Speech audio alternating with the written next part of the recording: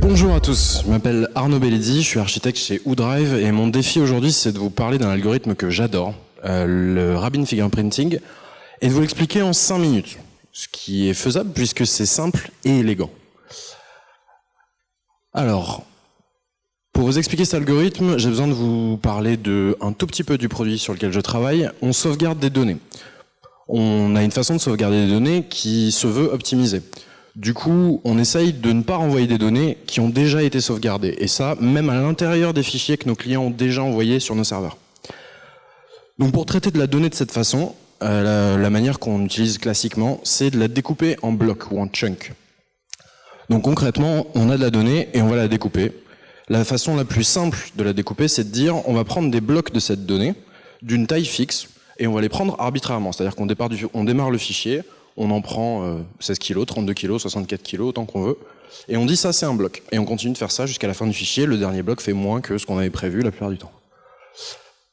Donc ça nous donne des blocs qu'on va pouvoir envoyer de façon différentielle, donc n'envoyer que les blocs qui ont changé dans un fichier, parce qu'on a déjà sauvegardé le truc la première fois, et on va aussi pouvoir stocker une seule fois des blocs de données qui sont présents plusieurs fois chez nos clients. De cette façon-là, on optimise le stockage. Qu'est-ce qui se passe maintenant quand ces données changent? Donc en haut, vous avez un fichier découpé arbitrairement, et en dessous, vous avez une nouvelle version de ce fichier avec de la donnée qui a été insérée. Donc c'est pas une modification, c'est une insertion, ça a tout décalé. Qu'est-ce qui se passe quand on garde cet algorithme naïf? Il se passe qu'on découpe comme ça. Donc même algo. Le premier bloc n'a pas changé. Par contre, dans mon exemple, les deux suivants ont changé, parce qu'on a inséré Z, ce qui a tout décalé. Et si le fichier est gros, et si l'insertion elle est faite tôt dans le fichier, on a décalé tous les blocs de ce fichier. Ils ont tous changé. Sauf qu'en fait, on n'a fait que rajouter un Z. Donc qu'est-ce qu'on aimerait à la place? En fait, on aimerait quelque chose comme ça. C'est-à-dire qu'on aimerait que le Z, il n'impacte pas toute la suite du fichier. Qu'on puisse le raccrocher à un bloc existant, ou qu'il soit dans son bloc à lui tout seul, et que, en tout cas, il ne propage pas ce changement partout. Voilà, qu'il n'y en ait qu'un seul de changé.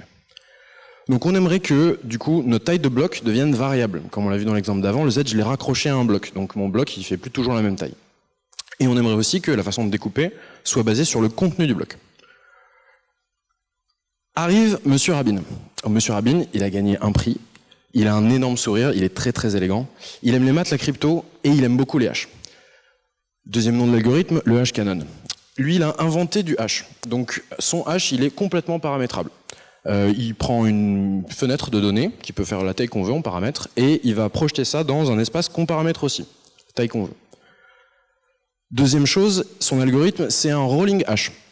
Donc du coup, on peut réutiliser de la data qu'on a déjà hashée pour calculer un hash de data qui contient ces données. Donc typiquement, si vous avez des données communes, vous pouvez réutiliser le calcul de hash de ces données à l'itération d'après. Son algorithme, ça va être de dire, je vais prendre une fenêtre de données, donc que je vais faire glisser sur mon fichier. Je vais calculer un hash à chaque fois que ma fenêtre se décale. Je vais prendre mon espace dans lequel je peux projeter mon espace de hash, en fait, je vais décider arbitrairement d'une proportion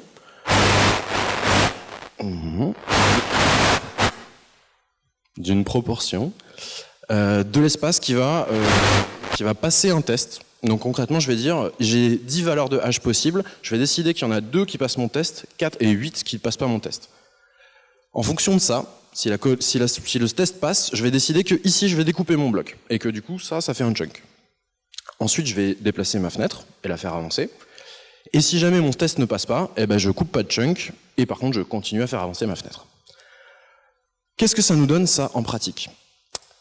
Sur le même problème, en fait, on a une insertion de données en plein milieu. Là, cette fois-ci, l'exemple du haut, ça a été découpé avec Rabin.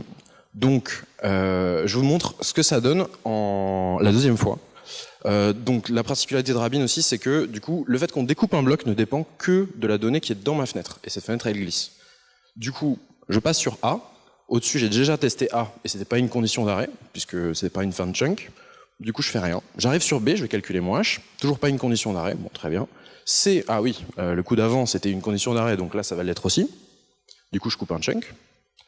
Et maintenant, j'arrive sur Z. Dans le cas le pire, il y a un cas gentil que je vous présente même pas. Dans le cas le pire, Z, Il introduit une nouvelle... en fait, il va passer mon test, c'est-à-dire qu'il va créer un nouveau bloc. Qu'est-ce qui se passe dans ce cas-là? Du coup, j'ai Z qui va se retrouver tout seul dans un seul bloc. Ensuite, ma fenêtre va continuer d'avancer, mais comme D, à l'itération d'avant, il n'avait pas déclenché de fin de chunk, il fera pareil cette fois-ci. Pareil jusqu'à F.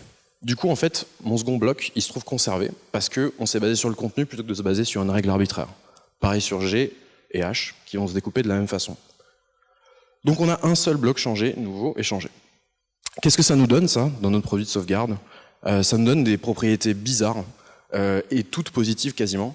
Donc on paye ce calcul de H qu'on ne faisait pas avant, parce qu'on découpait arbitrairement, mais en payant ce prix, qui est de l'ordre de 20-30% de CPU en plus, on va avoir en fait moins de blocs pour la même donnée. C'est-à-dire que l'algorithme va créer moins de blocs, il les fait mieux. D'un autre côté, on va avoir entre 3 et 15% de data en moins qui est envoyé sur le network.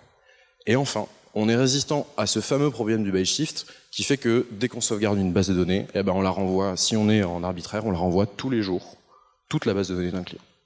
Voilà. Merci beaucoup.